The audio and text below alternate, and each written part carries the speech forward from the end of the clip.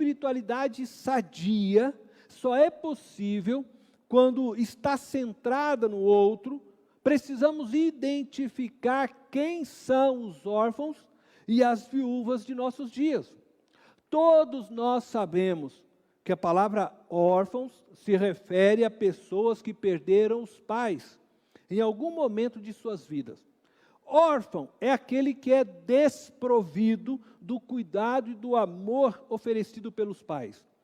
Algumas pessoas se tornam órfãos na infância, outros se tornam na adolescência, na sua juventude, e ainda outros na fase adulta.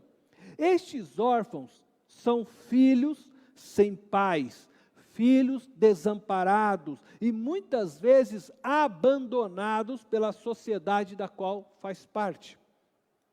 Também é do conhecimento de todos que a palavra viúvas se refere a mulheres que perderam seus maridos e que não se casaram novamente. Portanto, a palavra viúva se refere a uma mulher que foi casada e com a morte de seu marido ficou desprovida do cuidado e do amor de um homem.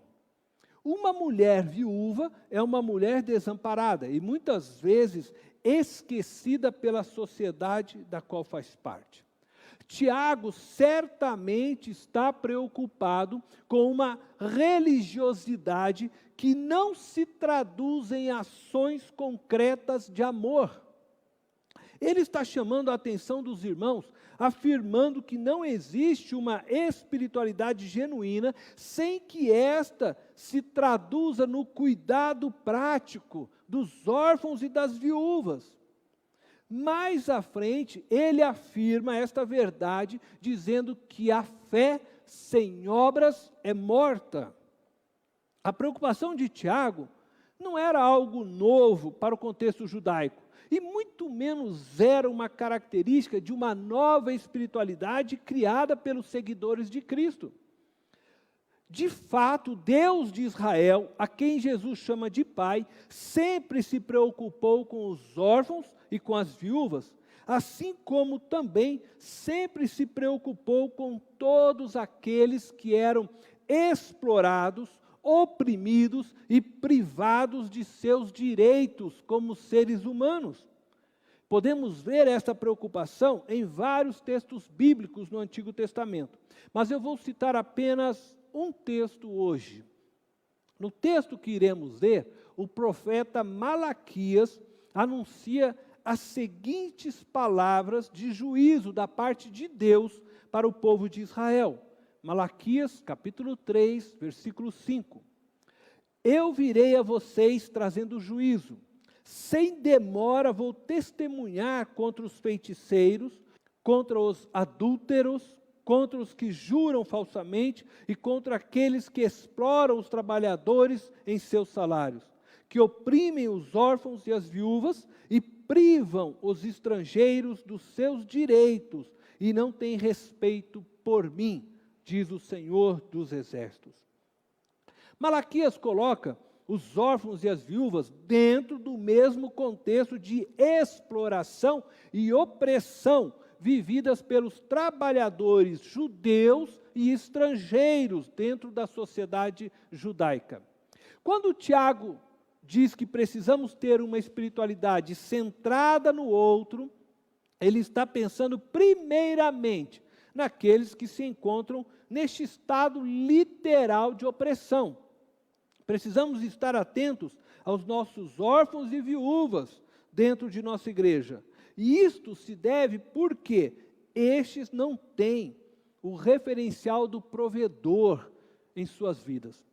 Se hoje a ausência desse provedor já causa um grande impacto negativo no desenvolvimento daqueles que são órfãos e daquelas que são viúvas, imagina essa realidade dentro de uma sociedade totalmente machista, como nos dias de Tiago.